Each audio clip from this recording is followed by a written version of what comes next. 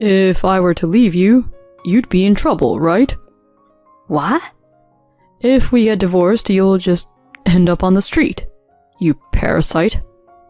My husband flicks divorce papers in front of me and threatens me as usual. You can't live without me. That's what he thinks. It's true that I'm a housewife and don't have the financial resources to support myself, but that's just for now. My husband looks down on me triumphantly. The confidence he gained from manipulating me as he pleased over the years is evident on his face. But wait, that won't be the case forever. I won't let you have your way. Understand? My name is Wendy Summer, and I'm 29 years old. I spend monotonous days as a housewife. I became the wife of the person I love 2 years ago. Thomas, my husband, was my senior at work, and he was in charge of my training.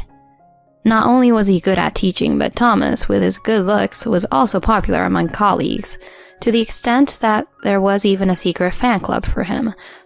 I wasn't a member of the fan club, but I too secretly admired him. I never intended to confess my feelings. That's what I thought, but one day he conveyed that he had feelings for me. At the sudden revelation, I couldn't speak well at the time. He called me cute and smiled kindly at me. That became the starting point, and our relationship developed, culminating in a smooth proposal after a year of dating. Family introductions, purchasing wedding rings, reserving the venue for the ceremony. While wrapping up work tasks at the office, I got deeply involved in planning for the wedding. Following my husband's wishes, it was decided that I would become a housewife after marriage. I was on cloud 9. On that day, when many people blessed us, I thought I was the happiest person in the world. I wanted to spend the rest of my life with my beloved Thomas. Since when did it change? How did a happy marriage turn into a hellish one? I think it was a minor thing. Half a year into marriage, one day, his birthday to be exact.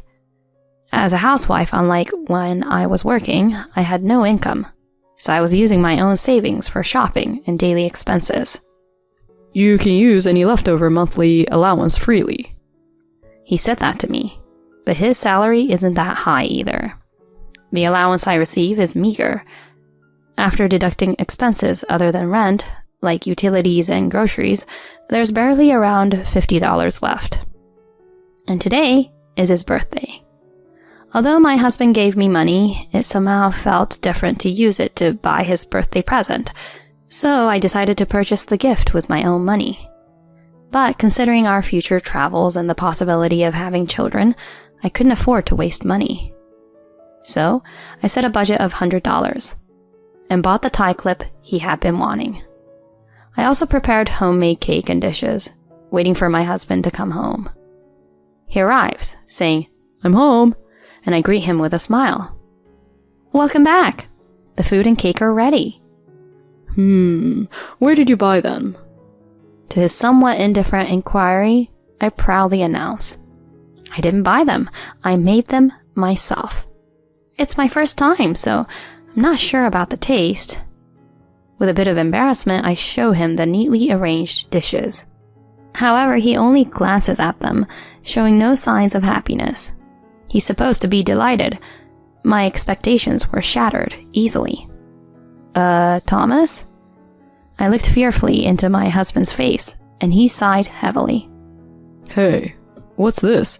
Were you planning to celebrate my birthday with this? Seriously? "What do you mean? I prepared both the dishes and the cake." Huh? Don't make me laugh. Did you think I'd be happy with these homemade cheap-looking dishes? Huh? Oh well, I guess I'm being mocked too. For my birthday, I was hoping for gourmet delicacies from a high-end store or a cake from a popular bakery. Or maybe I expected you to take me to a fancy restaurant. Something like that. I'm sorry. The reaction I received was the opposite of what I expected, and my heart started pounding intensely. As if flaunting it in front of me, he reached for my present and roughly tore open the wrapping paper. What's this? A tie clip? Well, Thomas, you mentioned wanting it before, right? Did I say that? I don't remember. Huh? And this place isn't even that expensive. Don't you think it's rude to give me something like this as a gift? My husband tossed the tie clip onto the sofa with a mocking expression on his face. Without touching the prepared food, he headed towards the bathroom. From the dressing room, his humming could be heard. Despite just having said unkind words to his wife, how could he still sing happily? But beyond anger towards my husband, a feeling of profound sadness overwhelmed me. I thought my homemade dishes and the tie clip would surely make my husband happy. If he were the kind person I believed him to be, he would have said, "Thank you for any gift." That's what I thought, but reality was crueler than I had imagined. Thinking back, there were many instances where I felt uneasy since getting married. If there was dust in the room, I was told to clean it thoroughly, and even about my cooking, he said, "The taste doesn't suit me." Despite all this, I have been convincing myself for the past 6 months. I thought that being able to marry the person everyone admired made me a fortunate person. However, it seems that wasn't the case. Maybe my husband doesn't love me. Perhaps he chose me as a wife, simply because I was the most convenient. Maybe he chose me because I'm someone who will obediently go along with anything. That's what I started to believe. It seems my assumption was correct, because since that day, I've been oppressed by my husband every day. Whenever I did something he didn't like, he always said the same thing. Why can't you even do such a basic thing? I'm sorry. Don't just think that apologizing is enough, you piece of trash. Is it okay? I'll divorce you. Please, stop. Don't talk about divorce so easily. Huh? Yeah, that's right. After all, if I divorce you, you won't have a face to show to anyone, right? After all, I'm the most popular guy in the company. In that sense, I've managed to get you. In that sense? You get it, right? As a full-time housewife, if you get divorced, you'll have nowhere to go, right? Right now, you're just unemployed. I didn't wish for you to become a full-time housewife. Normally, who'd just go along with that? You who obediently follows every silly request are the fool here. My husband laughed and threw the completed divorce papers at me. He threatens me with divorce papers at every turn. How many times has he presented these divorce papers now? I could just throw them away, but deep down, I find it hard to discard them, perhaps because a part of me wishes for a divorce.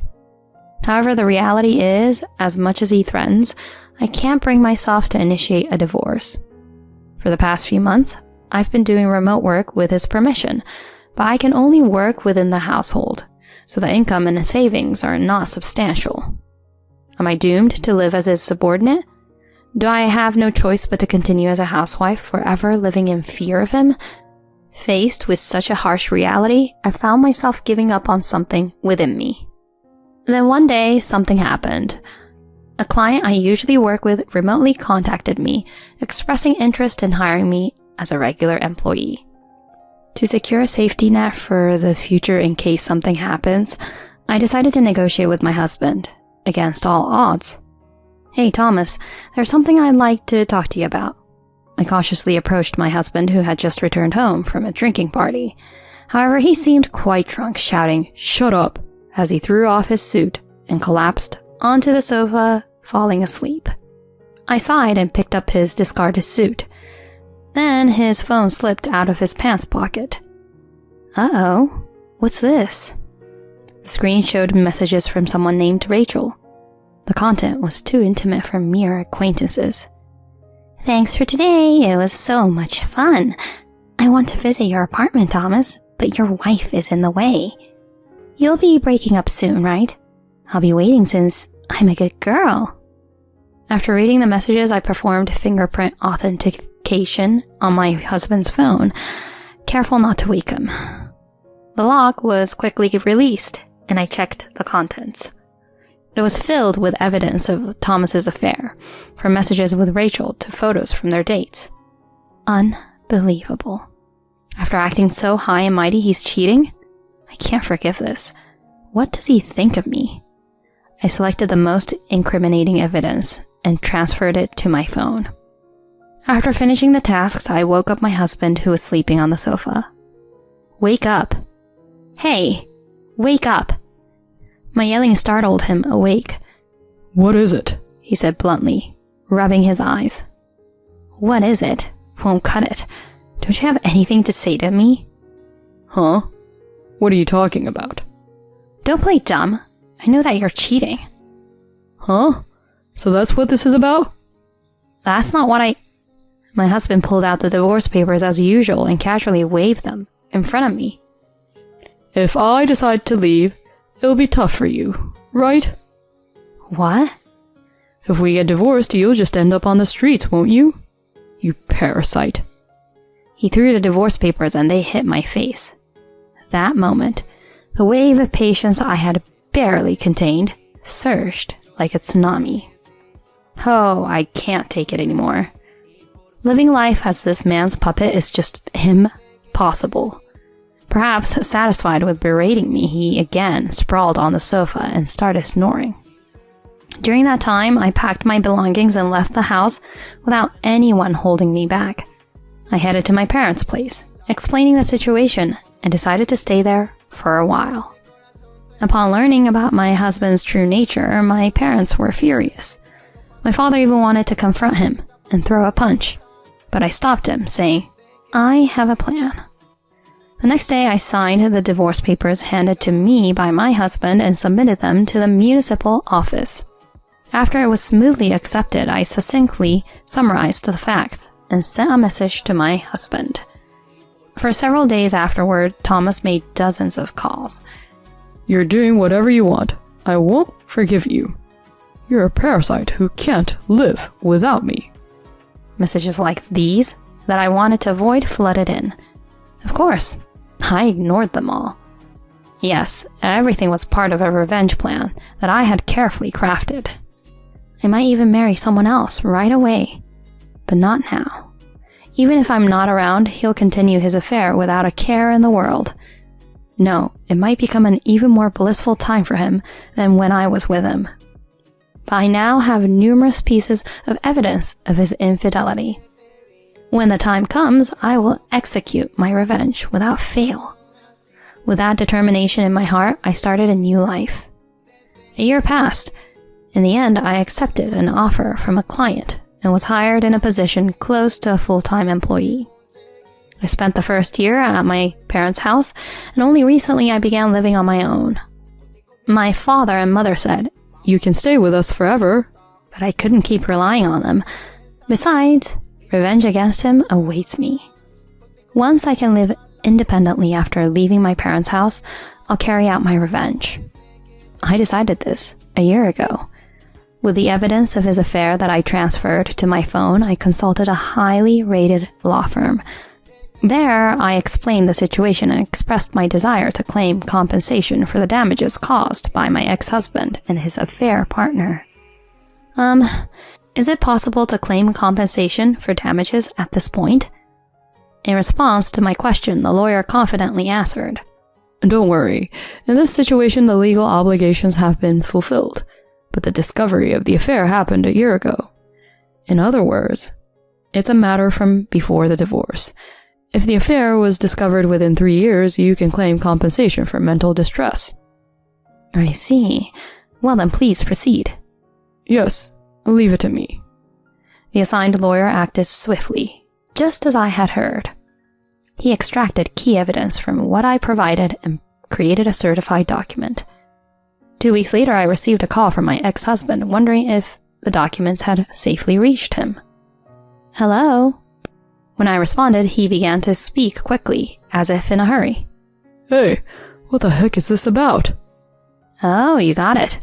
As it says there, I'll be expecting the $20,000 for the alimony fee, okay? Huh? Are you kidding me? We're already divorced, right? So why the heck are you asking for alimony for cheating all of a sudden? All of a sudden? What are you talking about? I've been waiting for this moment forever. What is that? I asked around with some former colleagues, and it seems like you're getting quite cozy with that affair woman at work, especially after our divorce was finalized. Are you getting all bold now, thinking you can flaunt it because you don't have to hide it anymore? Well, that's... Yeah, that's right. I had already investigated Thomas's situation at work before seeking revenge. Turns out, his affair partner is a new employee at the company. Apparently, he's been playing the victim, spreading stories about our divorce and openly getting close with his affair partner.